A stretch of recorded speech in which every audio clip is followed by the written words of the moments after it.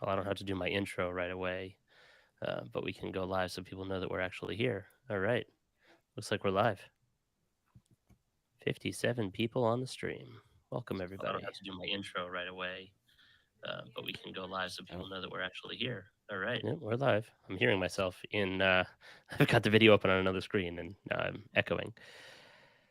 All right. Welcome, everybody. We'll get started in another minute or two, give some people time to see the notification on their phones that says that we're live and the reminder for the event and get on here, and then we'll do a little intro, get started.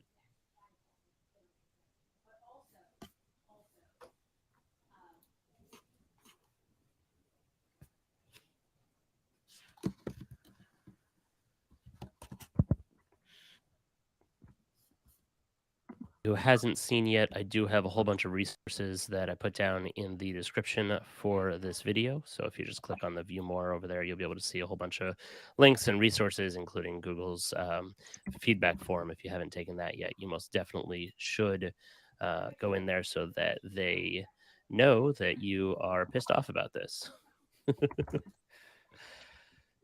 Hello, Michael from New Zealand. Welcome. NZ, that is New Zealand, right? Oh, good question, Jeremy. I know you're looking at changing. I think you might have to. That's weird. Why is he portrait? That happened with me one day too. I don't know why it happened with the portrait mode. Not seeing anything on my side. It's because it's using, well, it says it's using the FaceTime camera. I don't know, you want to try and reload? We might have to drop the stream off and reload on our side also. Want to give it a shot? Okay, I'll give that a try. Let's try. Let's see what happens. See if it'll let him leave and come back in.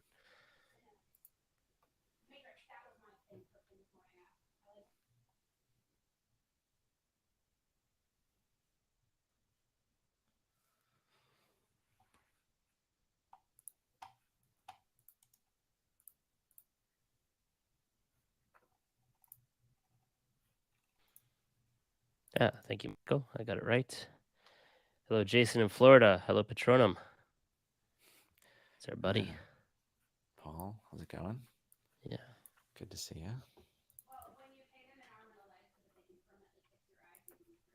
All right, so I think we'll get Jeremy back in. We'll get things started.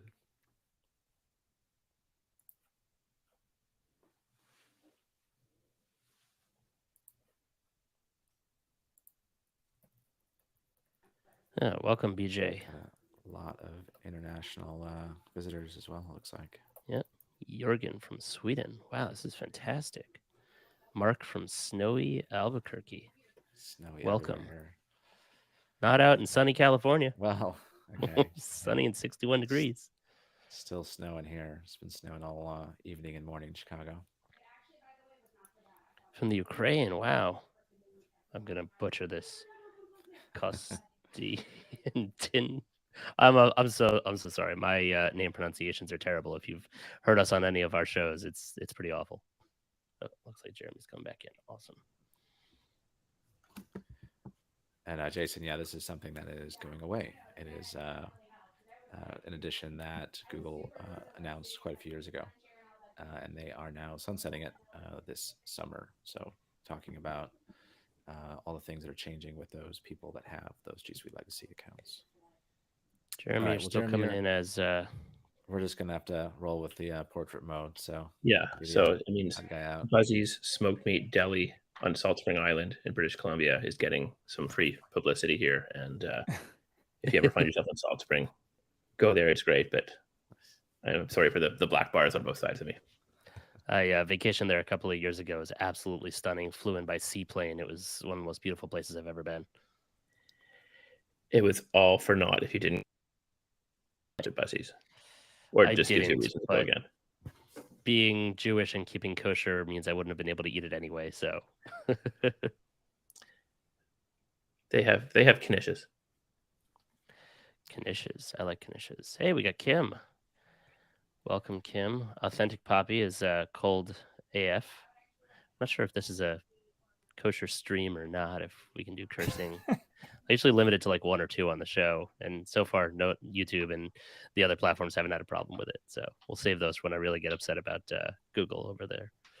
And we got Jason here. We got Kim. Got a whole bunch of people. All right, we've got 43 people on the stream. We're 5 minutes in. What do you think we get started, guys?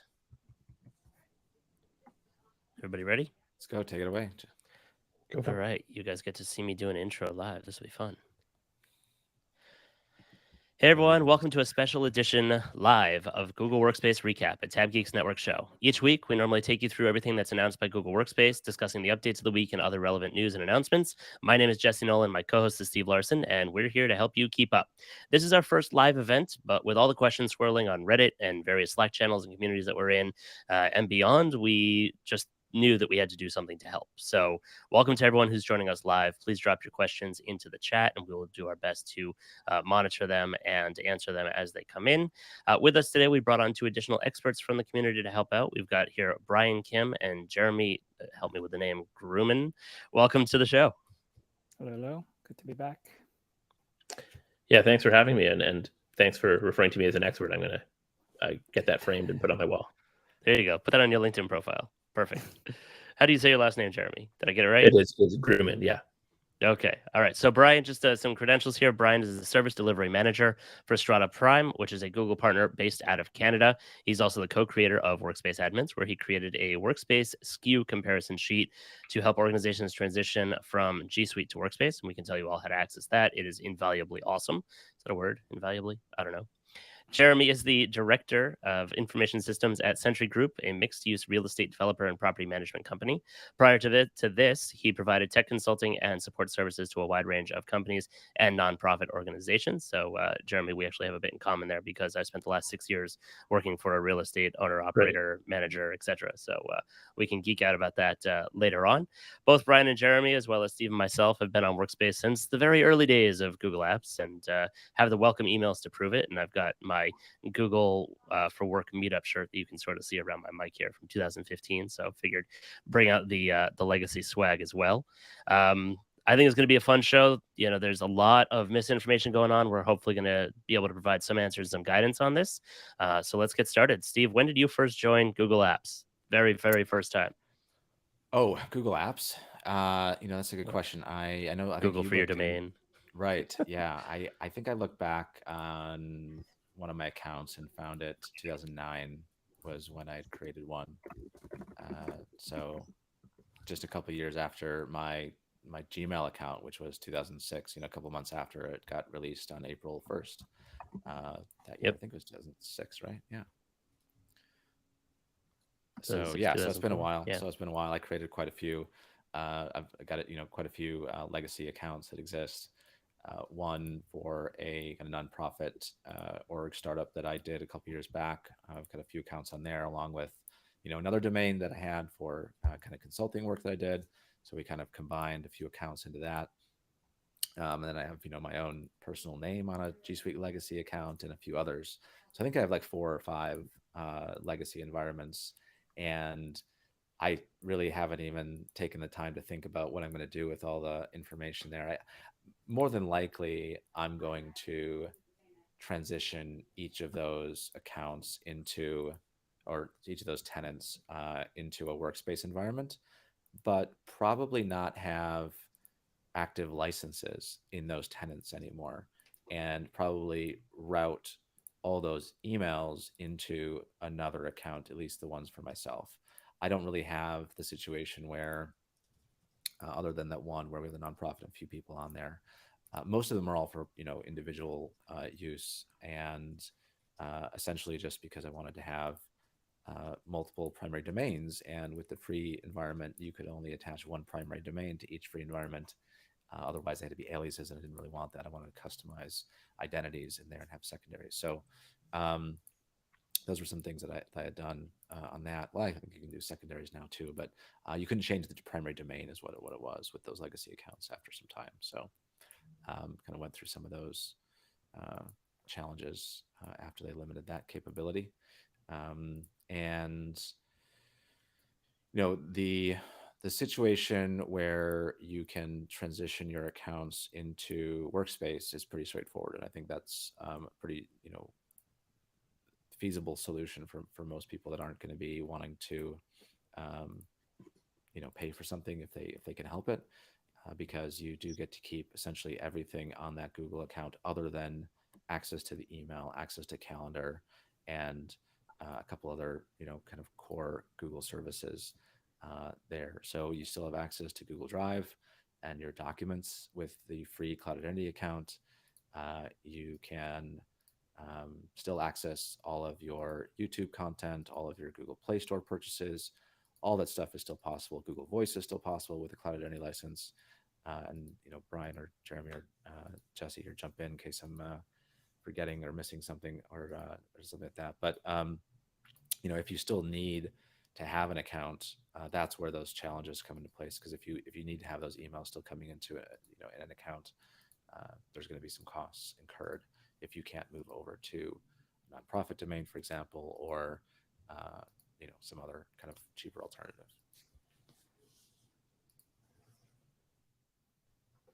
Through some of the comments, the name that I butchered is Constantine, like John Constantine from the comics. Thanks for that. Thanks for correcting me. And good to see everybody who's here.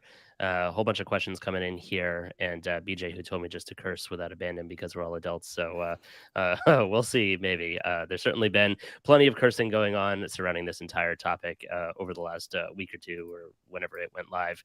And speaking of it going live, and I want to get back to Jeremy and Brian in terms of when you guys got started in your situations, but it's so weird that Google has been completely blasé about how they're publicizing this. It was just, a support article that was updated, and that same support article has been silently updated this entire time. It's just like, well, okay, we're going to talk about it, but we're not really going to talk about it. So I don't know. That was something that I thought was bizarre coming from Google, where they usually will put out a blog post or an update, or in the terms of shutting down the old Google sites, 25 updates for an entire year before they go ahead and actually do the thing. So it's been a little bit weird, but I digress. So Brian, when did you get started on Workspace, and what's your situation looking like? Yeah, I was just a little bit quiet because I was just going through my email history in the inbox, and it looks like I don't have all the emails there, but I think I signed up sometime back in 2012, which is already after Google has started winding down the Google Apps legacy or G Suite legacy back then. So I was actually only able to sign up for a single user account.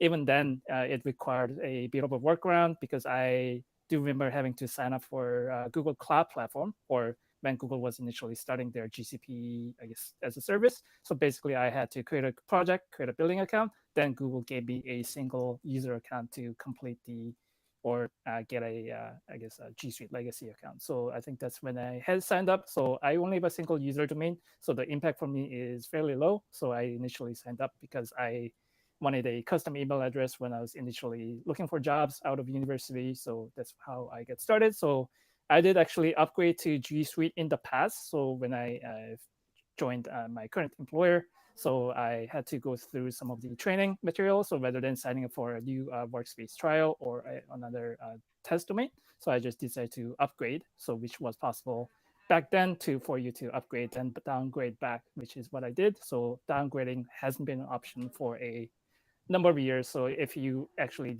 did upgrade sometime between when G Suite legacy wound down, and then Google has since then removed the ability to downgrade back to G Suite legacy once you upgrade it. So that feature is something that Google removed rather quietly, I believe, sometime in the past. So I think that's probably worth highlighting for some of those, for some of you who may have, I guess, upgraded or continued or looked at upgrading sometime in the past. Yeah, I definitely used that upgrade downgrade trick a couple times when I needed to add a domain here or there. I upgraded to add my domains and then downgraded again. So I could take advantage of that feature. And then, yes, they kind of quietly prevented that from occurring multiple times or at all anymore.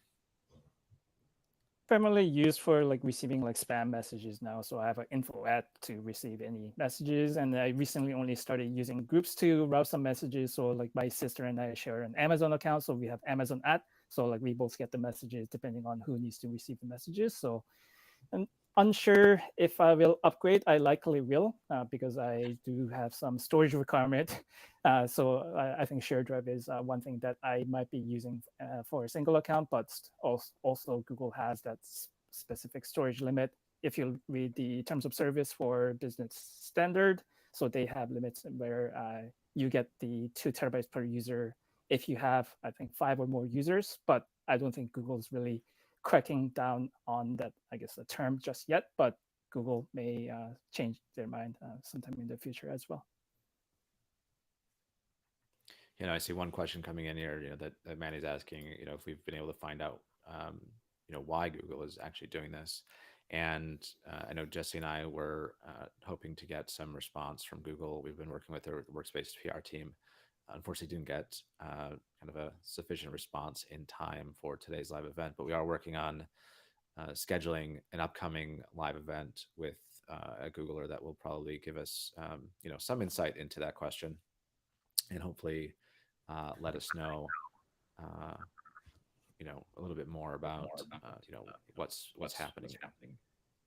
I know Jesse or Brian, you got some feedback coming. Might have been Jeremy just rejoined, and Yeah, I muted you, Jeremy. So you're gonna have to unmute yourself if you want to talk on there. Had a little bit of feedback there. Yeah, Steve, to your point, hopefully we're gonna be able to get that Googler on here, and it's gonna be that's definitely gonna be a show that nobody's gonna want to miss if we actually manage to pull it off. But yeah, there is apparently a crap load of internal pushback as well as external pushback coming from Google employees who were, well, really as taken aback and as pissed off as we are about this. So this is one interesting area where Google actually does seem to appear to be listening. As I said at the top of the show here, they did put out that survey. So if you haven't taken it yet, it's in the show notes for the G Suite Legacy free edition feedback form to tell them that you are using it for your family and have less than 10 users and so on. So I hope I'm not causing feedback right now. no, you're so good. A question on that front is, what about, or do you know anything, Jesse, about users or legacy accounts with more than 10 users that are family accounts or friends or organizations, like a soccer team or something like that that had a free account? Has Google set 10 as the sort of the firm number of what constitutes a non-business user size? That's the $6 per user per month question right there. They seem to be saying that 10 or below is going to be what's allowed for their offering, but their offering doesn't even yet seem to be anything that is really something that I would want to promote and say, okay, this is a good option. It's more of looks like they're talking about a downgrade path, and this gets into more of the show here and kind of what we're hearing from Google internally. But I think the answer is they don't know. They're still trying to figure it out. They're still trying to decide. They're still running the numbers or whatever it is, and probably listening to a lot of the feedback coming from us. Honestly, when I put out the fact that we were going to be doing the show, I wasn't sure, how many people would be showing up or how many people would be talking about it. But then the feeds and the threads just exploded over in Slack and on Hacker News and other places as well, as I mentioned before. And so, there is a lot of feedback, and like I said, they are listening to it. And I think that at this point, they just put that out there as a, hey, we have to make a statement. This is going to be our statement. And for those groups with 10 or less, we are going to do something to allow you or help you to migrate this stuff down or out, etc. But I am holding out hope because it does seem like they are looking in the direction of doing something similar to Microsoft, where it's a possible family plan, which they don't have currently. Yeah, as far as more than 10, I don't know. Right. Yeah, and that's what some of the comments, people are saying, if Google were to offer a program, a license type similar to what the Microsoft Family Plan is, that's, for like $100 a year or whatever that is, that could be a pretty reasonable thing. And I think that's, something that I would probably go for to get an account with, 10 or so users, kind of a fixed cost per year, probably, of course, a lot of reduced functionality, features that would, probably line up with what a business starter or, something like that plan, or a nonprofit license. I mean, nonprofit actually has quite a few things on it, surprisingly. But something like a business starter license type would have perhaps limited storage, maybe something in alignment with like a frontline user SKU, something like that.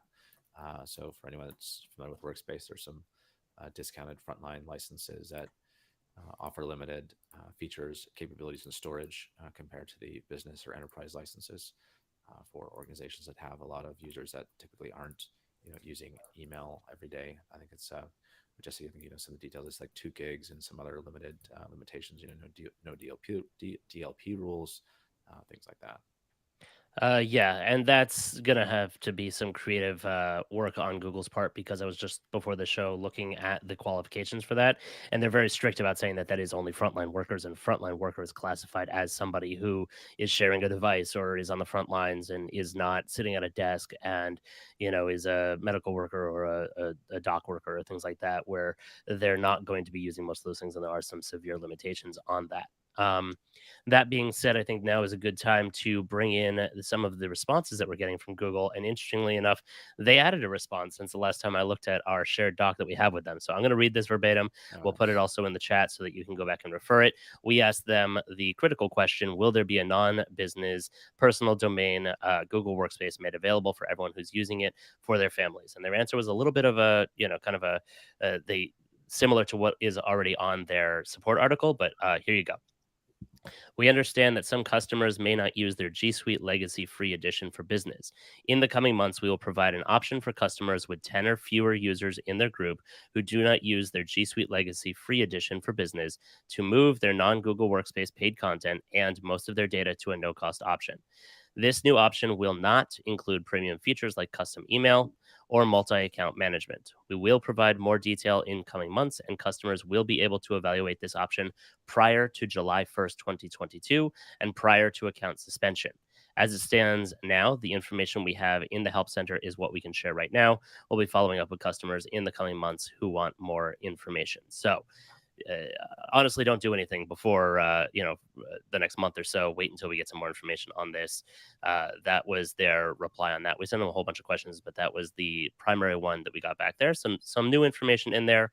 Unfortunately, it is still that 10 or less, so that's definitely going to be a follow-up question that we'll send over to them and say, okay, well, what about those who are a soccer team, for example, who need more than that, and so on. What do you think, guys? What are your thoughts? Well, and we were talking about this before the live stream. I feel like that's almost, I'm not really sure how that's different from taking your current legacy account, moving it to a Workspace account, removing all your Workspace licenses and adding Cloud Identity Free.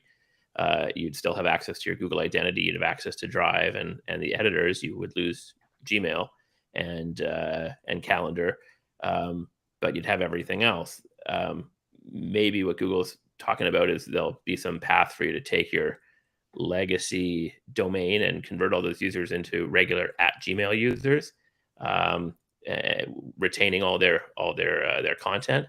But I'm not really. That's not how I'm interpreting that the information they provided. It just seems to be saying, yeah, that there will be some way to preserve your other stuff other than email and the other paid services that are part of the Google account.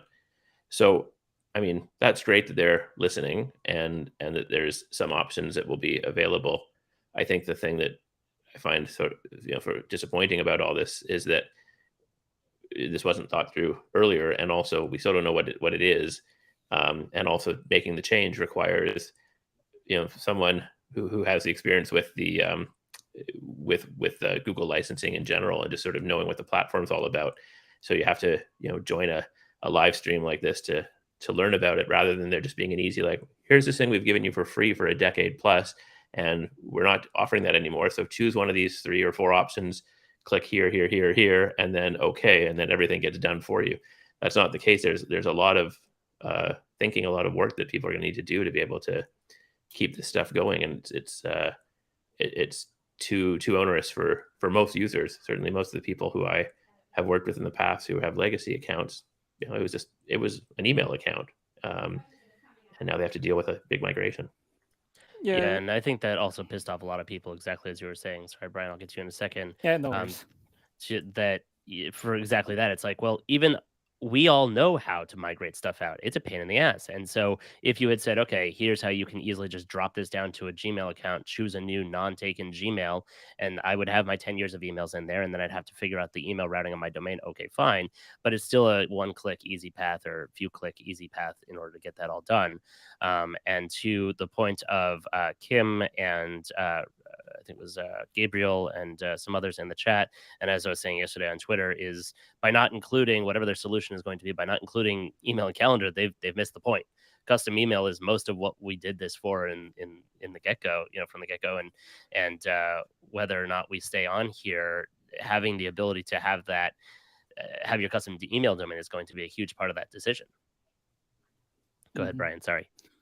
Yeah. So I think the other account type that's not really related to the G Suite legacy issue is the unmanaged accounts or consumer accounts. So anybody with an email address can just sign up for a Google account by going to accounts.google.com/sign up without Gmail. So if Google's okay with basically letting everyone in an organization create a Google account, which comes with 15 gigabytes of storage, why are they all of a sudden cracking down on these users who've been a long time customer of non-paying customers of Google, which effectively has same or fewer number of users, same amount of storage? So why are they suddenly change or making this change? So I'd like to get some thoughts, maybe officially from Google, on why that's happening. So like I've literally seen organizations with like thousands and thousands of these unmanaged accounts. I'm assuming that's costing Google some decent amount of money. So I'm assuming the footprint from Google's perspective for these G Suite legacy accounts would be much, much smaller, because I only one single user domain. Some of you might have a 10 user domain. Some of you might have 100 user domain. And even then, the active use I'm assuming will be much, much small on a smaller scale. So there were some accounts that were essentially given unlimited or thousands of accounts at one point. I saw someone saying I got 10,000 at one point. They have 1,400 users in their G Suite legacy account of active users currently, and they're wondering what are they going to do with all that, all those users and information. So, I think one of the things that was not done very well was, not having a clear understanding of all the different types of customers that are using G Suite legacy, and not having clear solutions for what to do next, and then setting that date ahead of having these solutions in place. Now, in typical Google fashion, perhaps they will push this date back, right? We see this a lot, especially on the workspace side of things, when new features come out, when things are announced and things get delayed and pushed back, and adjust for the dates. So maybe that can be also another thing to think about, and use previous experiences with Google where they do change those dates, and give people a bit more time to figure things out internally at Google. So yeah, and in terms of that migration path that Google may or may not be working on, I think we also should consider some of the data privacy or data governance requirements as well. So right now, if you have one of these G Suite legacy domains, domain admin effectively owns the data. But if Google's thinking of ways similar to how it's letting students take the export from their Google account, so then you are effectively individually assigning ownership of data to a Gmail account user, then data ownership will be segregated. So that's something to consider as well. Whether if you are a business, then you may have certain regulatory requirements, but if it's for personal use, it may be then okay to split into different gmail.com accounts. But then again, I digress, but getting into the group migration scenarios, and then having to deal with all the drive intricacies of drive sharing permissions, calendar. So something to think about, but a lot of uncertainty in the future. So I think at this time, probably maybe delaying some of the timeline that Google initially announced might be a welcome use for people with the G Suite legacy domains. Yeah. So, and one of the comments here, I think Rob was talking about a useless hobbled workspace legacy account. So it's really not, there's a lot of things you can actually do with a Cloud.NET account, and with a a workspace, let's call it workspace, because it eventually will move into that. It's not a G Suite legacy anymore. It'll turn into workspace or cloud identity domain. There is still a lot of things that you can do as an admin on one of those domains, and as a user on one of those environments. So looking at, a cloud identity account right now that I have, I can access my contacts. I can access Docs, Drive, Sites, Sheets, Slides. I can access Keep. I can access Google Groups for business.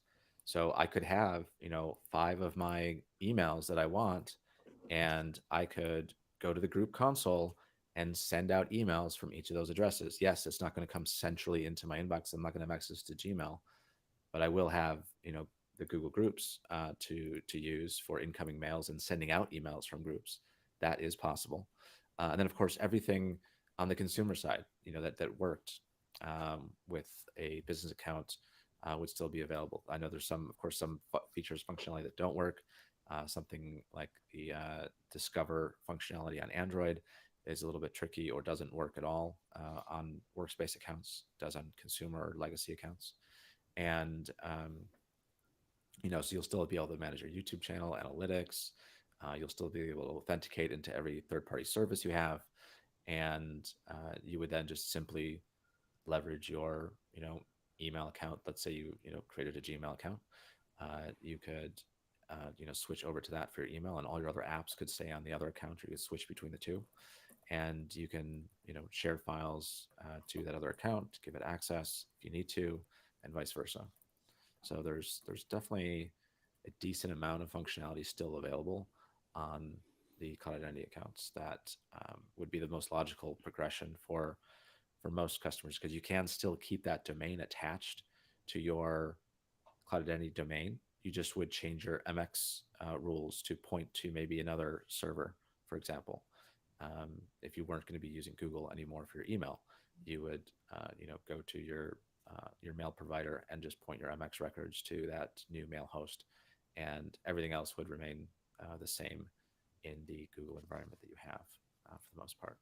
Yeah, so I see a question from Jason and Jorgen, or Jason. So yeah, cloud identity is a site-based license. So that means each and every user that you create on your domain will get the license. So my only wish that Google had made would be to have that license available to be added to the G Suite legacy domain without having to first upgrade to a workspace SKU. So which means once you upgrade, then because there's now no longer a downgrade path, then you.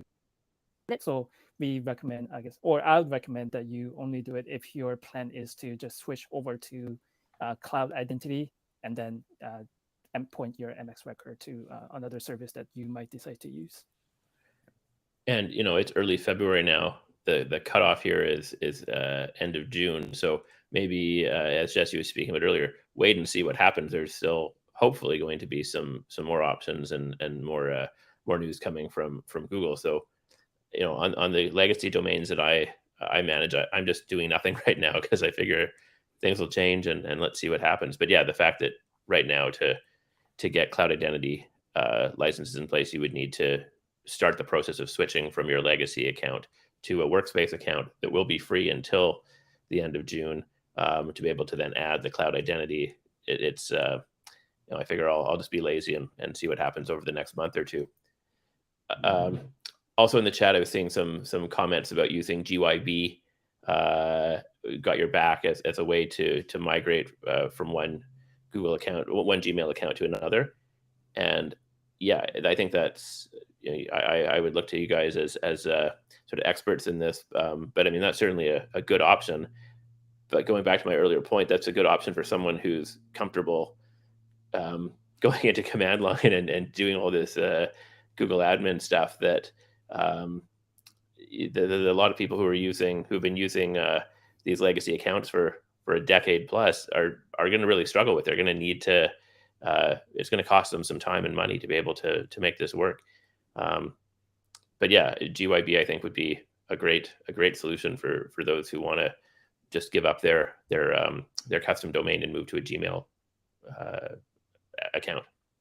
Yeah, the thing with Gmail or the Got Your Back too is it's always much easier or much quicker to export messages out of a mailbox, but to import it because of the Gmail API limit that occasionally runs into I guess delays, or so it's much slower because of some rate limiting on Google's end. So if you have had your Google account for 15 plus years, then you have obviously a much longer message history. So that may take a while to complete. So that's something to consider as well. So maybe prioritize on some recent email first, and then do I guess another migrations to bring your inbox up to date.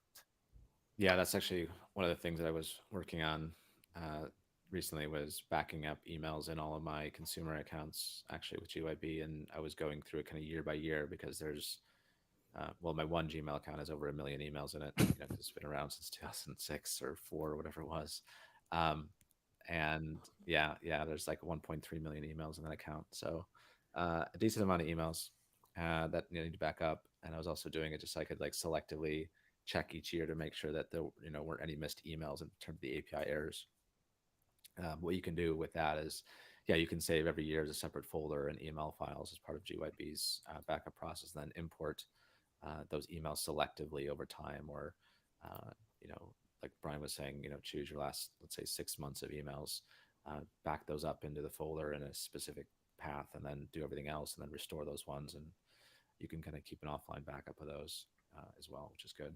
And and just looking back here again, some of the comments, and Jorgen's talking about one of the worst things he said with moving to a Gmail account is you can't move your Google Play purchases. Well, that's the thing, you don't need to move. You don't need to move your Play purchases, because you keep your existing identity with Google with the legacy account you have now by moving into that cloud identity license type, and you still have this same email address, same login, and everything that isn't Gmail and Calendar, for example, kind of works in some other limited way for the core apps. And then anything that isn't core applications like Google Play will more than likely work as expected.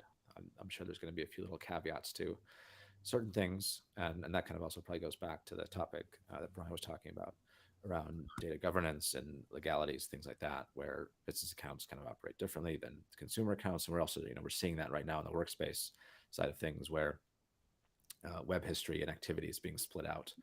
Right now, it's kind of an all or nothing setting for admins, and that is kind of moving into the ability to allow users to manage that on the workspace side, and then kind of split that out so that it's not just on or off entirely.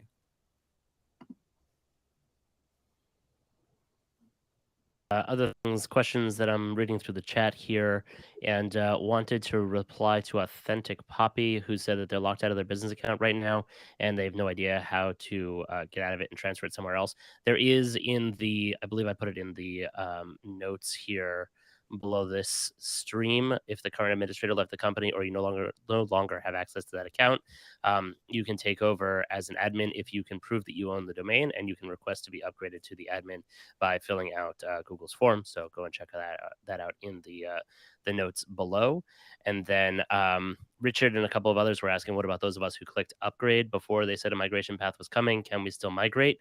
I don't have anything official to announce about that, but in our talks with them, they have basically referenced, I won't say confirmed, but referenced that they are looking at that, and that there may be something for those who did that. I don't want to be saying officially that there is something coming, because it's Google. Anything could change even after they announce it.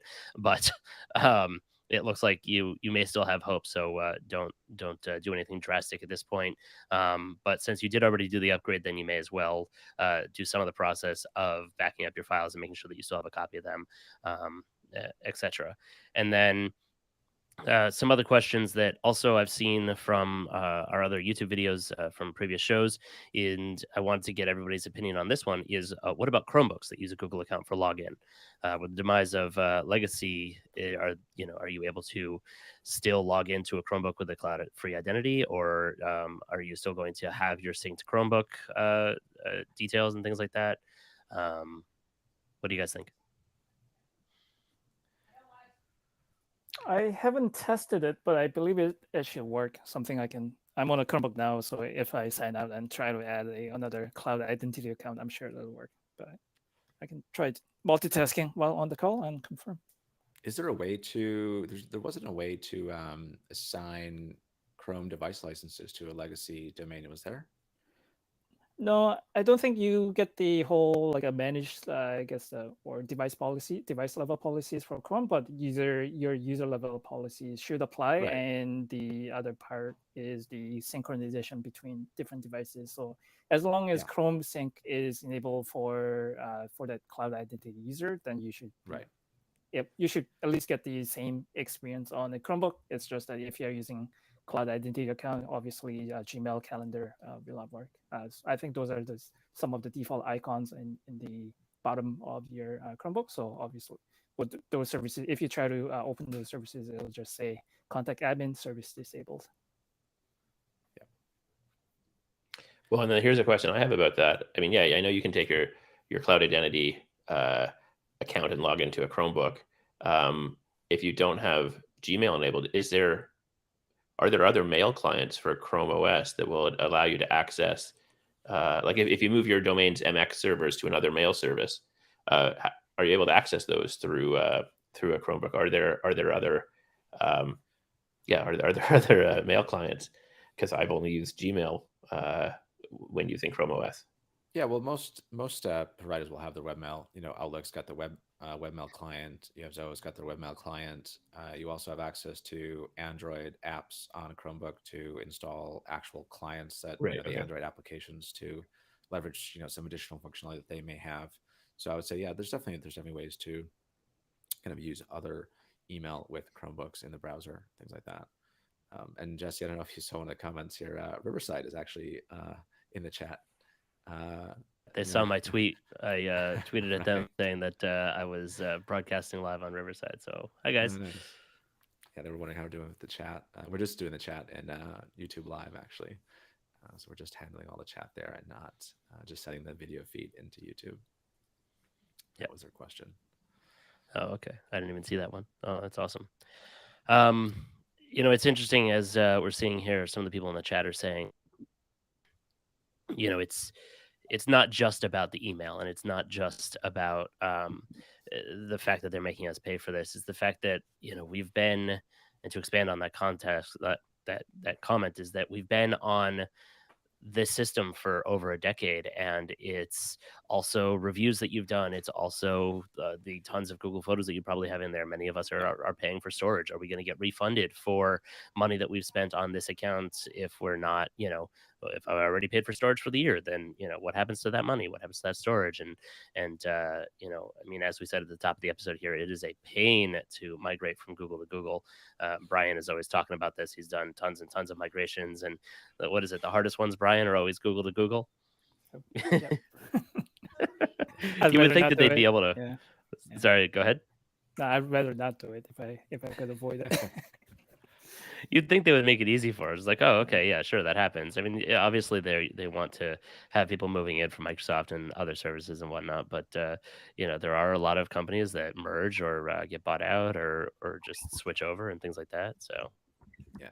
So what I will say to that though is, in terms of storage, additional storage purchased, and will that be still available on that cloud identity account? Yes, it more than likely will.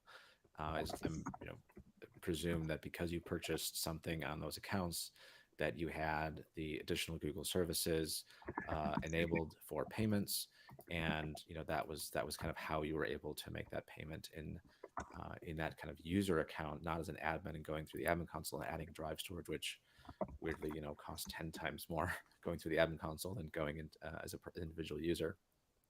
Those things are still possible on the cloud identity accounts. So that storage will apply to Google Drive and Photos, for example, just like it does now. So I would say that is still something that would continue to work. And one of the questions from Justin here was about do you have recommendations for simple email forwarding to a Gmail account? Well, if you still keep your Google environment and you move to, let's say, that workspace, but then remove that license and have just cloud identity, you'll still have access to, some of the routing capabilities. I'm pretty sure, because I'm trying to think. I have this set up in an existing workspace environment where I have the ability to add a workspace license on Flex if I want to a user, which I do when I need to do things actually in Drive. And I do this for shared Drive access on a business account. Actually, it's enterprise standard, single user enterprise standard, but I don't pay for license when I don't need it, which is almost, 11.5 months out of the year, I don't need a license on a user because I've set up all my shared drives. I've shared it with my personal accounts, and my personal accounts have access to the shared drive on that other domain. And I've unlicensed my, admin user. And only if I needed to go into Drive to create a new shared drive would I need to add a license to that one user temporarily. But what I can do is I can set address mapping rules to say, any user at domain.com send over to user@gmail.com. And there's a couple different ways to configure routing rules. You can do routing rules, default routing rules, you can do address maps, and those all get around the unlicensed user situation. So, if you have a user and you set up a forwarding rule at the user level, that forwarding doesn't work when you suspend a user, don't have a license. Well, routing rules and address maps will continue to work with unlicensed users in an environment that is only cloud identity. So you can keep this environment, have the admin console, configure those rules and routing rules, and send them over to a Gmail account, and do everything, moving forward in the Gmail, and keep everything that you've done, essentially almost keep everything you've done in your workspace account. You can even, you don't even, when you're talking about migrating data, same thing will happen. Same thing happens with, with these accounts, I believe. Well, you can take your data and copy it, take a backup of it and move it into your Gmail, keep your account still active with just cloud identity, and your email still stays there. Your Drive data still stays there. You just can't access Gmail. If you assign a license back to your account, boom, you have access to your inbox again, and all the emails are there. And this is something that I've had in place for multiple years now. And unless Google changes something with that situation, where they say, hey, if you don't have a license on an account for over a year or 6 months, we're going to delete that email. They haven't done it for over 2 years on an account that I have. So it's remain unlicensed. The Drive data is still there. The email data is still there. And that kind of works. That's an option there. I think, Brian, one of the things that we need to work on is getting a notes from the field document put together for this situation, and kind of talk through all these different scenarios and solutions for users. So I think we'll be adding that to the Workspace admin repository. Yeah. So what worries a bit? Sorry, Jesse. Yeah. So what worries me a bit is the Google's cloud identity didn't always have Drive access and didn't always have the 15 gigabyte storage. So it was very quietly added. So what's to say that Google may just take it away at some point? Sure, it's currently in the terms of service that you have, but because it is a free service, there's no SLA. So I think there is a bit of a risk that you need to accept before, I guess, you start to use that. But I don't think access to any of the additional services, so anything outside of Workspace, will be impacted. But access to Drive, so Google could potentially disable your access to Drive. I don't think Google will delete your files, but until you start to pay, Google may decide to do that sometime in the future. So that's something to consider as well. And Steve, I have a question, but you're talking about the email routing that you can do at the admin level. I know you can't do that in legacy.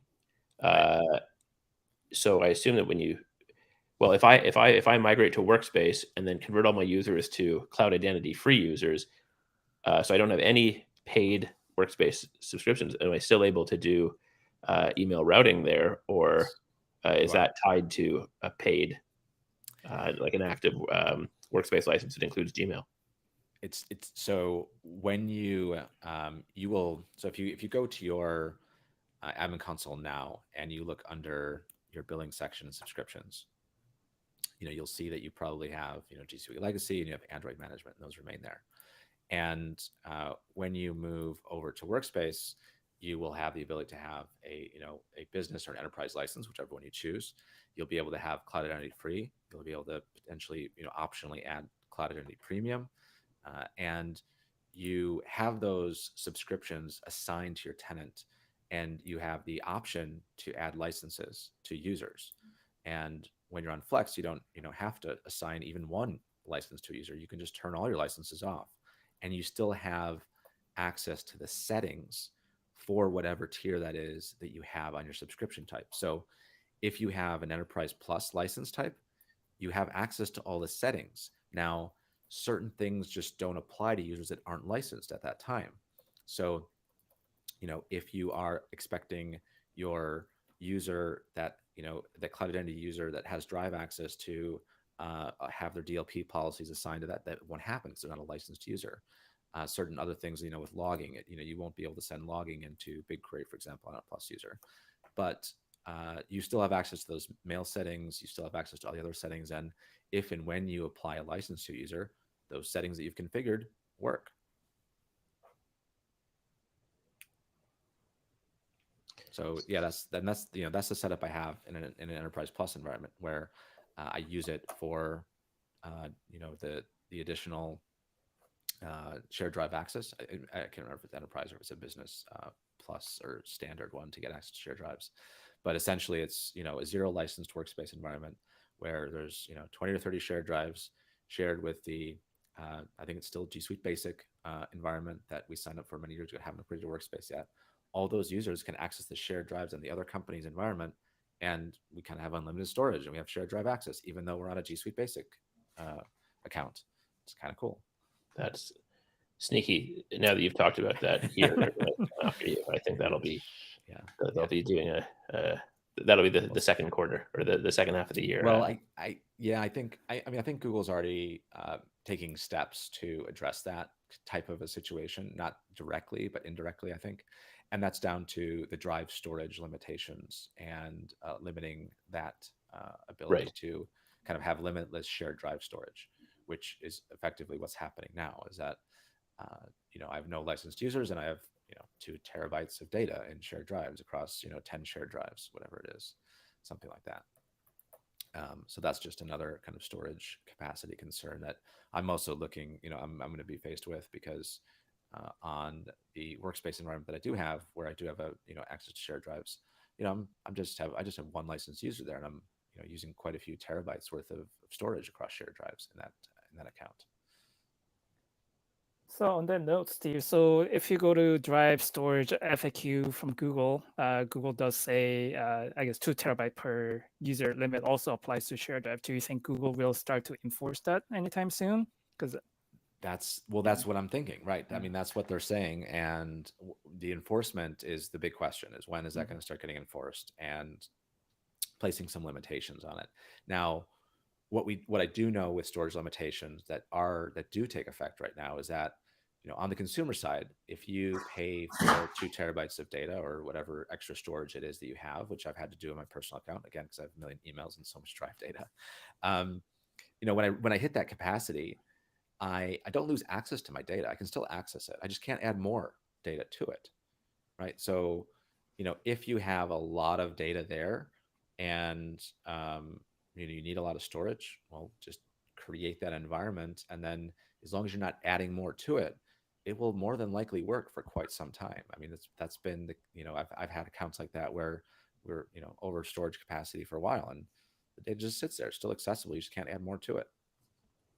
Yeah, I think that's probably why I've had like a lot of free storage in the past, whether it was from Dropbox or OneDrive. So I didn't realize at the time that it was a timed promotion. So similar to what Google is doing now, they emailed me after the fact, okay, like the promotion that you signed up for in the past was timed promotion, so we are actually taking your storage away. So I think with some providers, they actually did indicate that we will start to delete the file. So I basically migrated from like Dropbox to OneDrive and then OneDrive to Google. So like my drive structure on my personal side, so it's a regular gmail.com account, is a huge mess because I basically copied everything over that's been already copied previously. So that's something I've had to do. So I don't think Google will start to delete the data that you created, because I think you mentioned previously that they are a GDPR compliant data processor. So unless you tell them to, I don't think they can legally delete your data. They may remove your access to the data at some point, but that some point maybe I guess it's an indeterminate time in the future. Yeah, I think what it is, it will, unless they notify you about that, or that you agree to that process. So that probably won't happen. Or they have to give you at least some time to make adjustments, or it would just instantly be gone. So just like what you have happen now when you remove a workspace license from a user, and you get that warning box, it says, hey, if you remove this license, here's what's going to be deleted. Are you sure you want to do this? And by saying, yes, I'm sure I want to do that, you've given Google permission to delete that data by taking that action, reading that warning box and saying, yes, my vault data is going to be gone. This is going to happen. You've then told them to go ahead and remove that data. So unless they start adding it to that dialog box and say your drive data will be deleted, then I don't envision them just going and removing that data, because like I said, they can't. They've not been instructed to remove that data. Yeah. I see a question there from Jim Barr about can G Suite Legacy convert to nonprofit? And I think yes is the short answer. I'm in Canada. How easy is Brian is too. And I had a lot of organizations I was working with who had started off with legacy accounts, what would now be called legacy accounts. And then when Google then brought out their nonprofit licenses, they weren't available in Canada initially.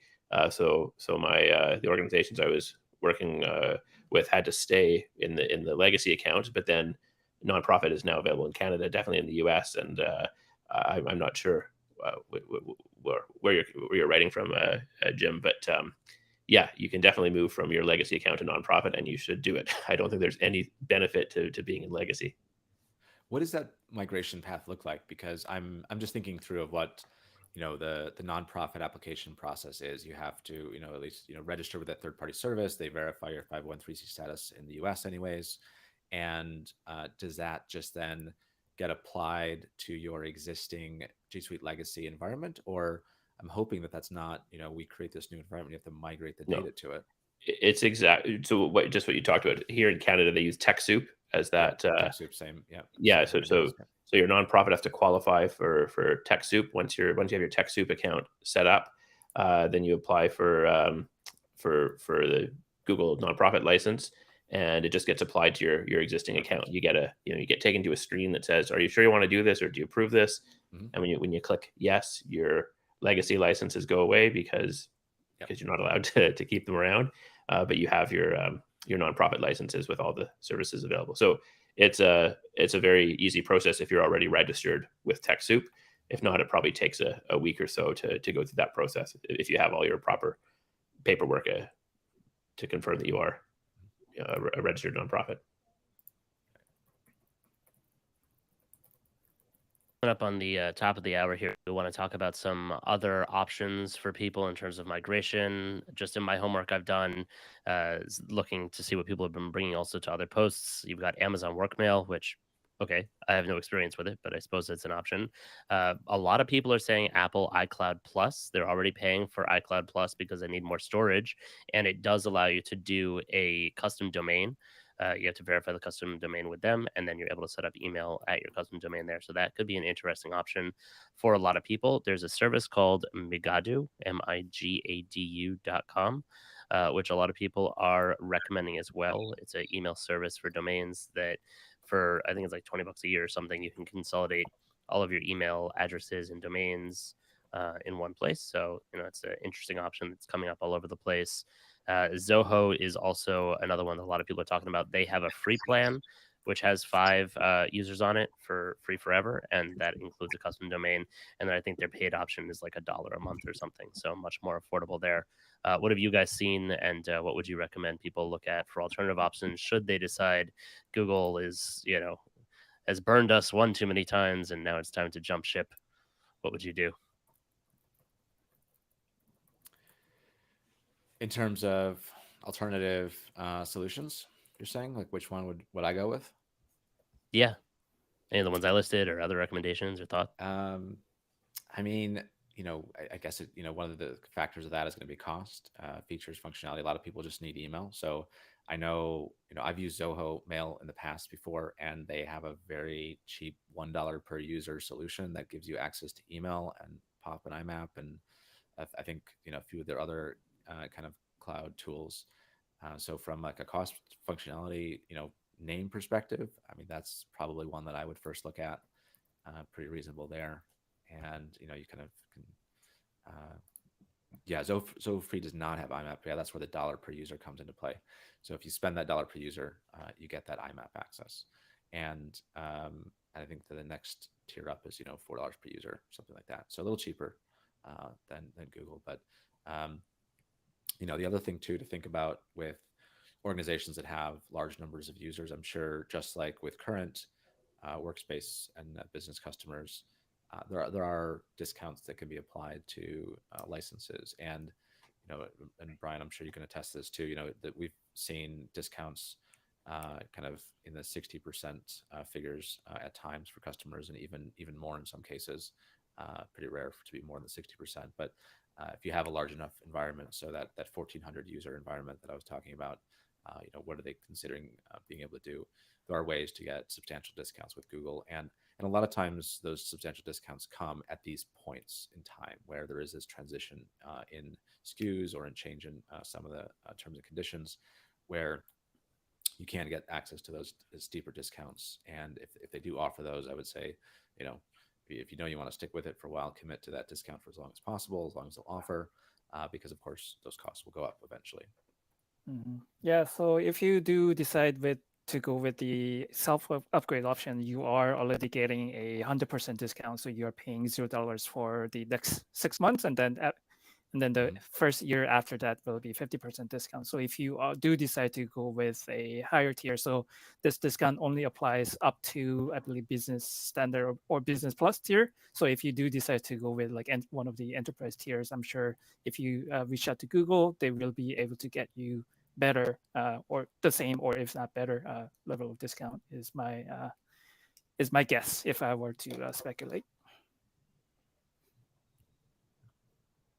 There's a Stephen there that had a question about, does 501c6 qualify? No, it's 501c3 are the only ones that qualify from a Google perspective in the US.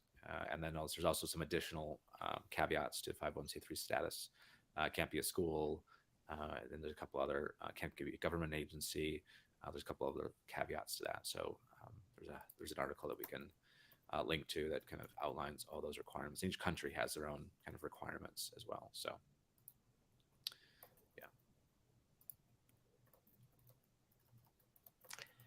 going back to your question, Jesse, about sort of what options are out there and what people might want to use. I mean, one thing I'm looking at is using split delivery or the mail routing rules that are available in Workspace. We were talking about earlier about the sort of the zero license Workspace option, but yeah, sort of moving all of my users who are in legacy accounts to cloud identity free ones, so they keep all their Google services, but then setting up some mail routing so it goes somewhere else, possibly to personal Gmail accounts or to another service. I mean, for me, I've just become so dependent on the Gmail interface. So the idea of moving to Zoho or iCloud or really anything else, I weaned myself off of using Apple Mail as my default mail client a good 7 to 10 years ago, and I live in Gmail, so it's worth it to me to keep that. What's kind of, again, not to belabor the point, but what's so frustrating is if I had just kept a Gmail account, I wouldn't be having to worry about any of this stuff, and I wouldn't be having to make any changes. But that's probably what I'll do for myself and for some other users who I help with this kind of stuff. Another option I wanted to throw in there, though, for those who are looking for a very cheap way forward, there's so many inexpensive web hosting companies out there, GoDaddy and HostGator and I'm trying to think. Yeah, there's hundreds of them that for a few dollars a month will give you tons of storage and unlimited email accounts, so you can have very basic email or very, very, very straightforward email with IMAP and POP and SMTP access. You're probably going to be using Roundcube or Horde or whatever, one of these open source email webmail clients to access it if you're not using a mail client on your computer. But it's fine. It'll give you email. It'll maybe not have the same reliability as Google servers, but it's still going to be probably pretty well okay for most of the organizations that are finding themselves in this situation now. Yeah, to the comments that are in the feed though, but it's not Gmail. Yeah, I exactly. agree. And that's why we've been in the Gmail and in the Google environment for so long. And they love to break things or take things away from us. And this does seem like it's the final straw for a lot of people. But I really do feel, from everything that I know about Google and how they operate and what I'm hearing internally from the backlash that they're getting, I do think that there's a good chance that there's probably some kind of a family edition coming, especially since Microsoft has one. So they've been adding a whole bunch of features lately, and redoing all of the workspace SKUs. Steve and I commented on the show. It feels awfully like Microsoft all of a sudden when it comes to licensing. A lot of Microsoft execs have moved across to Google. And that 300 user limit that you mentioned on one of our calls before. Yeah. Well, right, 300 user limit, and then also the 10 user limit with the family situation. That is also a Microsoft thing. So that 10 user, I mean, it's also coincidentally one of the license limits that G Suite Legacy had, but it is also the number that Microsoft has for their family plan. So my experience with Legacy back in the day was that you started with 10, and then when you got close to 10, your limit would magically increase without you having to do anything to 25 or 50 or something. And then if you started pushing up on 50, you'd get 100 and then 1,000. And like I have some legacy accounts that have 10,000 seats available. We're not using nearly that many, but they're available if we wanted to waste a bunch of time. Yeah, I never got past, I think, 50 or 100 users, but I never had the situation where my legacy licenses increased. I was not aware that was something that was happening for customers. But Jesse, you talked about that happening on some of your legacy accounts, right, in the past. Well, if I remember correctly, and this was a very long time ago, but if I remember correctly, I saw something in the admin panel that said, "Hey, do you need more users? Click here to request." And so I filled out the form, and I don't know, I was, very young in my IT career at that point, and they said, "Well, how many do you need?" And I went, 10,000, and they gave me 10,000. So there you go. Unfortunately, I let that account go at one point. I don't even remember when or why. I should have held on to that. I didn't realize how valuable it would all of a sudden become when they stopped offering it. But there's times when people have asked me, "Oh, do you have any of those legacy accounts that you don't need anymore that we can take over?" There are people on eBay that are selling those accounts. I was just about to talk about that. I remember a lot of people or sites or companies selling. I have a G Suite legacy account, buy it for $100, and just a whole bunch of people, going there and getting an environment and attaching a domain to it and then selling it. Who recently did that feels pretty dumb right now. Hopefully there's not many of those. Hopefully not. Yeah. Well, also because you couldn't add domains to those legacy accounts. You could add aliases, but you would have still been stuck with someone else's weird domain. I guess that makes sense. Yeah, so I see a question from Manny. So Google Sites is one feature that wasn't always available for cloud identity, but Google also added support for it. Yeah. So previously, if you're a cloud identity user, you could not access Google Sites, but that's something Google added rather quietly. So your site should still work. Yeah, the site will definitely work. That's for sure. And I'm going there right now as a cloud identity user, and I'm going in and being able to create a new site. It looks like. So I think even as a free user, you can still edit sites, either create new ones or edit existing ones. So that'll still be possible. Yeah, the other thing too, with regards to the license increases, so cloud identity. So if you had no other Google service, so when you initially sign up for Google Identity, it gives you 50 user licenses. So you can, depending on when you request cloud identity or when you add cloud identity licenses to your domain, depending on what other services of Google that you might be using, that cloud identity pool. So we mentioned that it's a site-based license. So that number could be somewhere between 0 and 50,000. Sometimes I've also seen 100,000. So that number is rather random. But if you have other Google services that you might be using, whether it's GCP, so I have project on my personal domain. So depending on at the time of request, so Google may initially give you an ample user limit. If not, you can try filling out the cloud identity free request limit increase form. Google may decide to allow you to or fulfill that request if it's reasonable. Otherwise, you may need to provide some additional justification to get that request fulfilled. Yeah, it's actually that's something we haven't really talked about either, is what about these legacy domains that are using GCP and have GCP projects? Obviously, you want to make sure that you still keep your environment around, because you'll want to still leverage these identities to access GCP resources and projects and servers, things like that.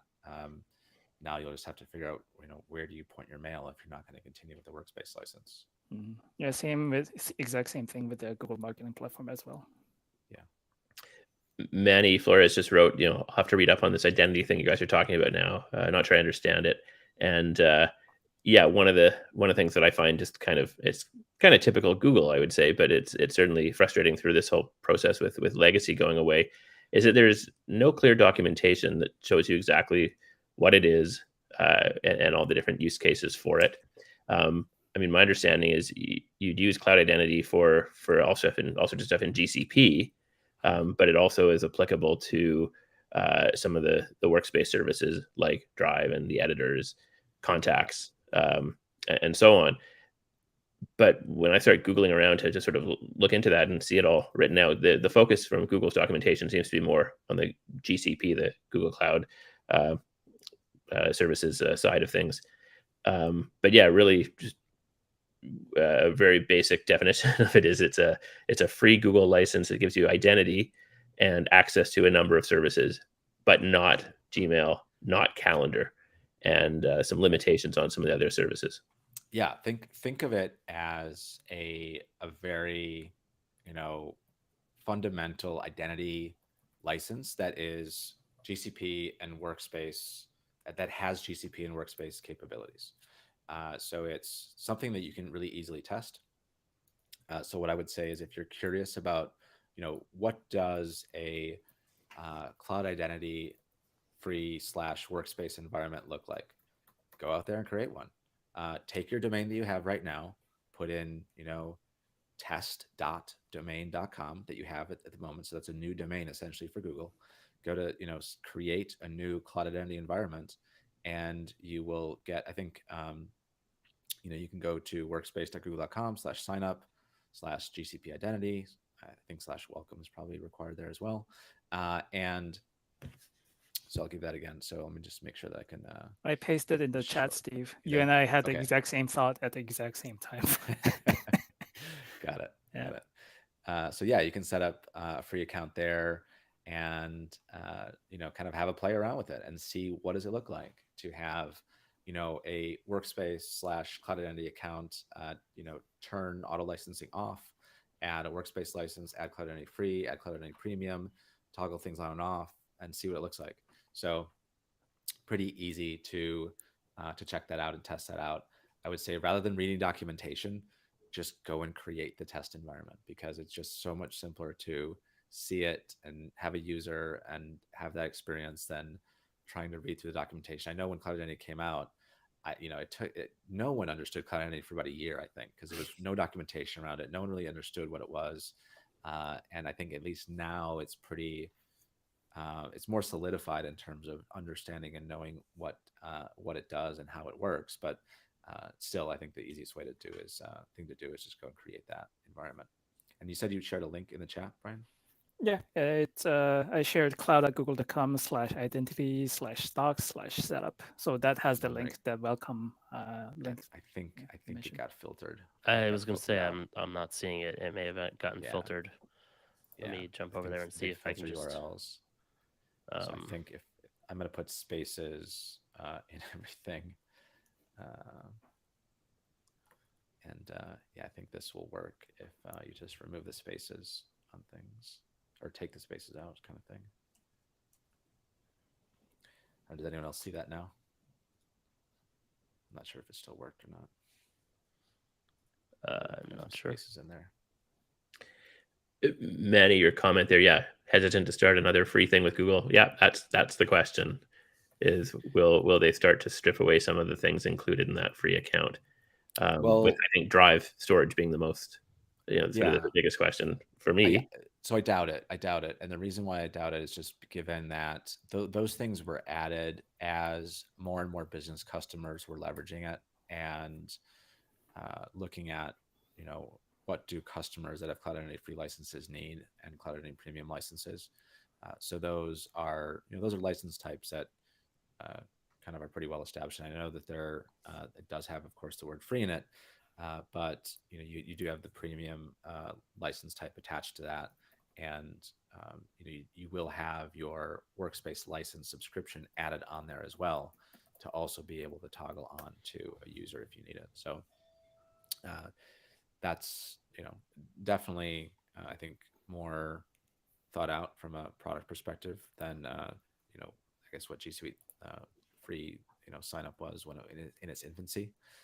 So this is definitely tied to the Workspace GCP business side of things a lot more closely. So I don't imagine that going away. I thought also part of it was that 15 gigs of storage you get with that Cloud Identity account is partially needed for syncing your Chrome profile if you're moving across devices, Chromebooks and other devices. So that makes sense, but maybe you don't need 15 gigs. Maybe they move it to 1 gig or something. Yeah, it's. I think that it's also referred to in some of the help articles around what can a unlicensed user do in a shared drive environment. So they kind of talk about the limitations there and what that is. So again, that's kind of pretty well established in terms of what those Cloud Identity free licenses can do and how that works. We start losing people towards the end of the stream here. I just wanted to invite everybody to continue the conversation over in our free Tab Geeks IT professionals community. It's totally free, totally sponsor free. The only thing is that there's no assholery allowed. We have a Workspace channel, but you're of course welcome to discuss all things IT.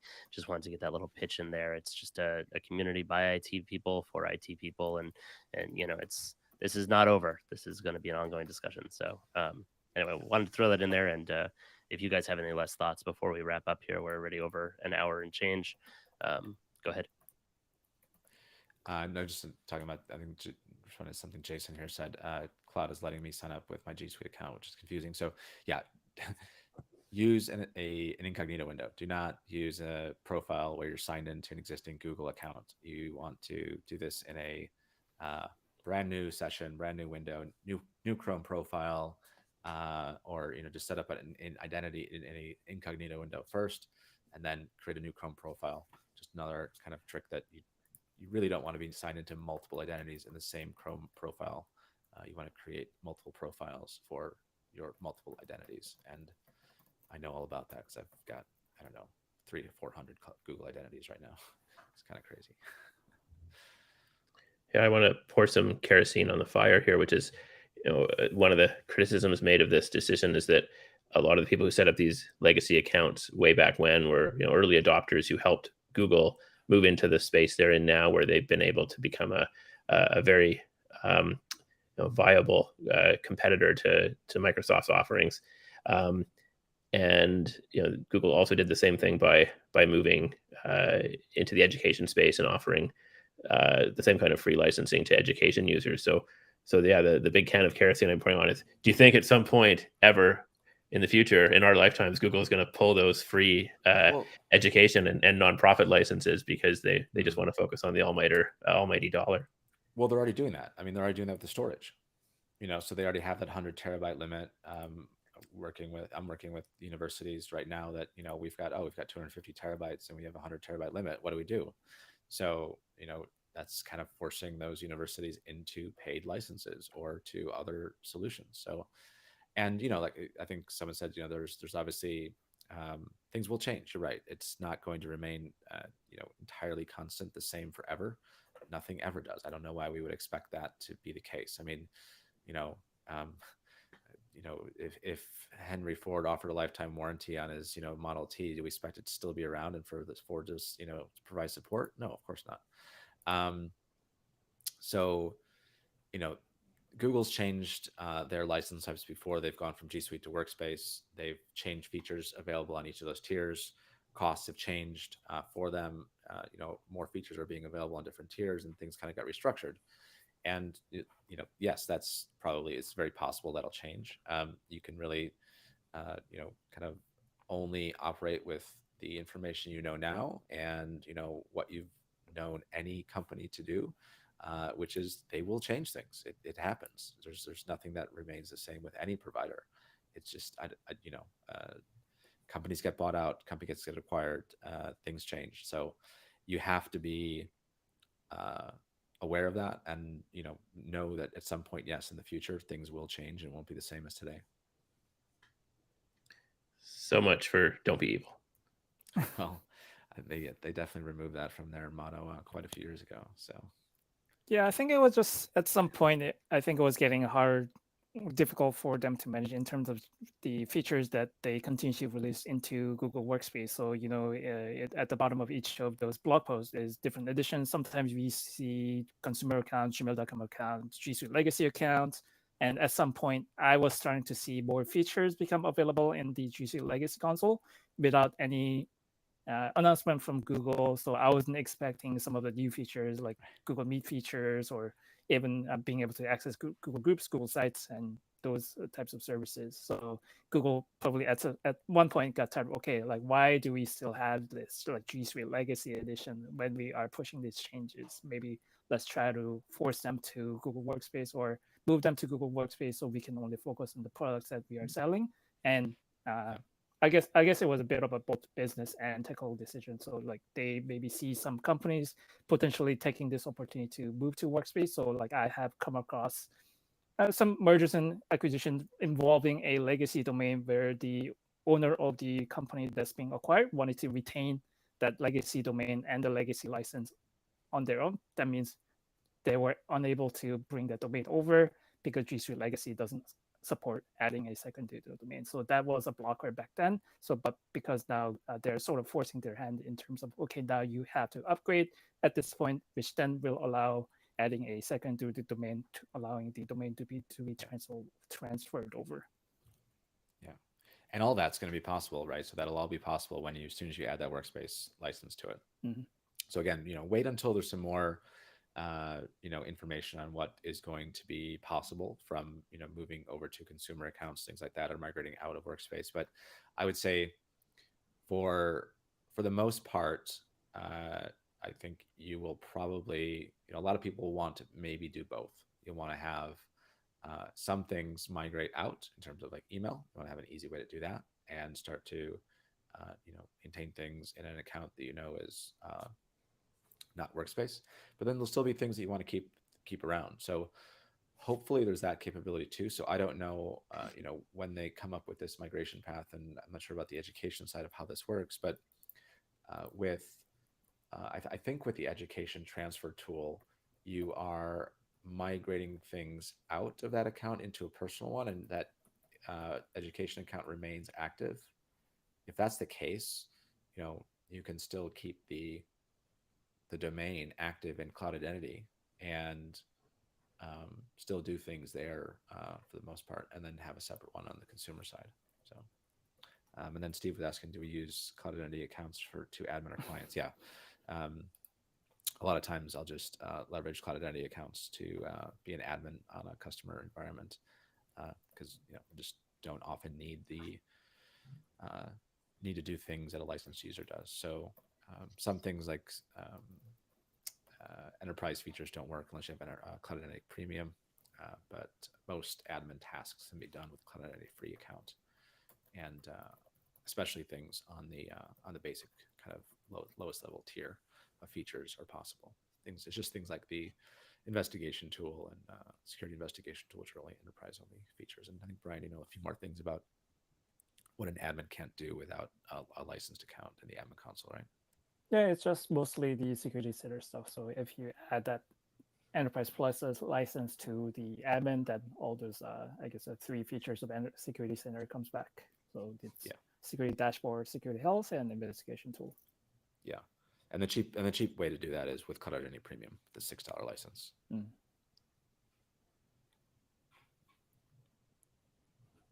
All right. Well, as I said before, we're going to be putting all of this information into a guide and posting it on the tabgeeks.com blog, and probably also putting it in the shared drive repository that we have for Workspace admins. We will also likely, as I'm seeing all the engagement here and thinking about how this is going to continue to unfold, likely do a follow-up live event to be sure that we get all of the coverage on here, and hopefully we can manage to work with Google scheduling to get a couple of Googlers on here and get some real answers out of them internally. Be sure to subscribe to this channel so you get notified when we're doing another event like this, and when we also publish our other videos. We do Workspace Recap on a weekly basis, like I said before. We have another show that we're doing called Supporting IT Support, which sneak peek is about to be rebranded to the name is changing over to Heroes of IT. So that'll interview interesting people all throughout IT. We've also got, again, like I said before, the Slack community, which you can get at tabgeeks.com/Slack. And our newsletter is tabgeeks.com/newsletter. And that shows that includes our weekly updates, our shows, job board of all the hot IT jobs that I see of the week in the various communities that I'm in, and the top tech news of the week. So we invite you to join all of those. Like I said, the IT professionals community is totally free, totally sponsor free, no assholery allowed. Used to be able to say that much better. Thank you everyone for joining us, and hang in there. We're going to keep digging to cover this and figure out what's going on as this continues to evolve. And thank you, Jeremy and Brian, for joining us and helping us host. Thanks for having me. I would say in addition to the TabGeek site, just you can always come back to this video and check out the description with the links. I think we'll clean up the description a bit, put some of those reference materials at the top, and you'll always have that to kind of refer back to as well. Look at that, 100+ subscribers now. Oh baby, we made it. Just over 100. Yeah. Congrats. And thank you. Hopefully YouTube will wake up now and let me get the custom domain on there. The results of the poll, by the way, are 105 votes on the new poll that I did, because for some reason the previous one ended. 94% of you said that you do use Google Legacy or G Suite Legacy Free with family and not for business. No surprise there. Was just curious how many people would say that they had done it, because Google's got that form and nobody knows what the result of that is. The previous poll, and I'm not sure if any of you took it more than once, but the previous poll had 65 people in it, and it had 98% who had said that they use it for family and not for business. So that's obviously a big topic here, and we're going to continue fighting inside of Google and trying to get them to give us this offering, because I think it would, not just for all of us legacy old school users and crotchety old farts here that are complaining about all of this, I think it's a wonderful offering for families, and obviously there's a use case for it. So stay tuned, I suppose. All right. Anything else? I think we're out. I will stop the live screen then. Thank you everyone for coming, and hopefully we'll see you on the rest of our show, and see you next time on Workspace Recap.